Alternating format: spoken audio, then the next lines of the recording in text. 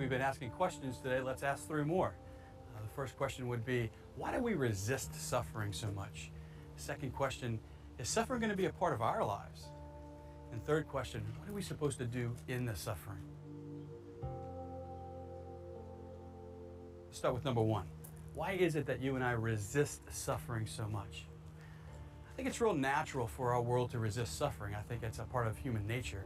However, I have to admit that I live in a world of immediate satisfaction.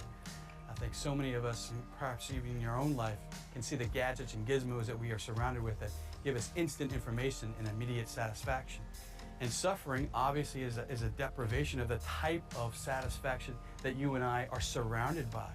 So because we are trained to be immediately satisfied, it's easy for us to resist suffering. Number two, is suffering going to be a part of all of our lives? Yes. Where evil is, where sin is, suffering is. And as those two things are going to be a part of our lives, we have to admit that suffering is going to be a part of our lives. Now, most importantly, what are we supposed to do in the midst of the suffering? Well, the tendency is for us to run or to medicate. Either we want to run away from the suffering, or we want to choose things in our life that will help us forget about the suffering, to medicate the suffering. And usually those choices lead us into greater sin, which only intensifies our suffering, even in a different way. I think a lot of times when we don't know what to do in the suffering, it's because we're out of control. And when we're out of control, we want something that we can control. Either we want an answer, so we ask why, hoping that the answer gives us something that we can wrap our minds around, and then we can move on. Or we want somebody to blame. So it's quick for us to blame other people, or what I've seen often in my life is we blame God in the midst of the suffering, because in both of those circumstances, we're out of control. We don't know what to do in the midst of the suffering. Well, if we can believe that God is with us in all things, especially in suffering, then we can let Him in.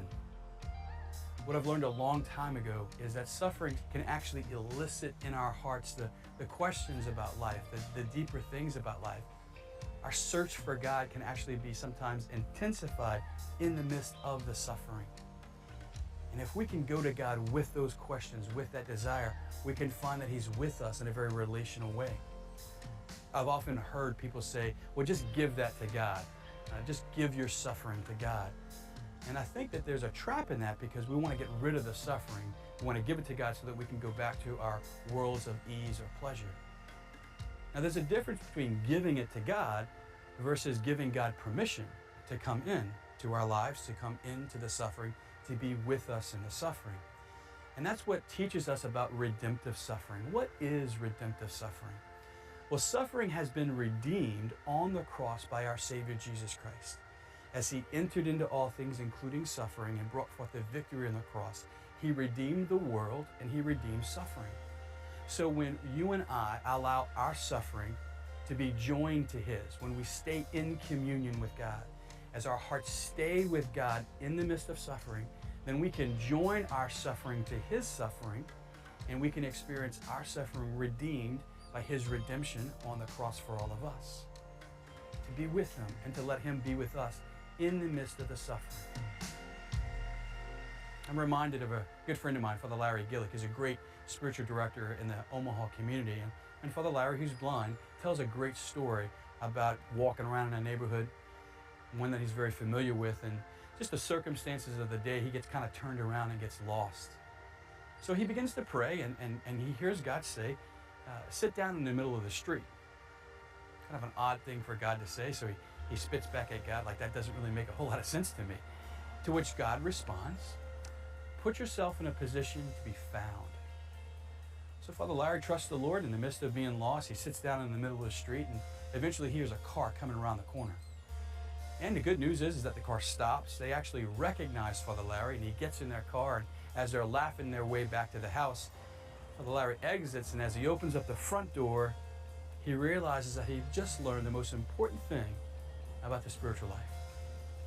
That there will be moments in our life where you and I feel lost, scared, and we don't know where to go. The most important thing for us to do is to put ourselves in a position to be found. God is pursuing us. God is calling us. Catechism says that God is tirelessly pursuing every one of us. No matter what it looks like in your life, in your home, at school, in the quiet recesses of your own heart. No matter where your suffering is, put yourself in a position to be found. Let God find you. Let him be with you. And let the Lord love us even in the midst of our suffering.